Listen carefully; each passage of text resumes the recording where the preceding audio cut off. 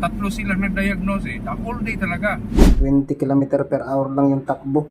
Sa katunayan nga ay marami nang tumingin dito. So pumunta na siya dun sa Ormoc at dito sa Tacloban, pero hindi pa rin nagawa yung kanyang concern. Buslot na nga yung bulsa ni sir dito dahil marami ng sensor ang pinalitan, pero problematic pa rin yung kanyang unit. At nung pumunta siya dito sa Tacloban, ang sabi ay computer box daw ang problema. Start? Wala yung knocking pag in-accelerate, pero kung unang start, lakas yung knocking. Tapos kitang-kita natin dito sa kanya fuel rail pressure na sobrang taas, ayan, 48 MPa.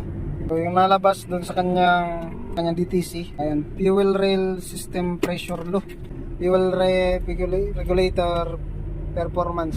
Ngayon ay check natin yung supply papunta doon sa kanyang suction control valve. So, check na natin yung kanyang wiring at okay naman yung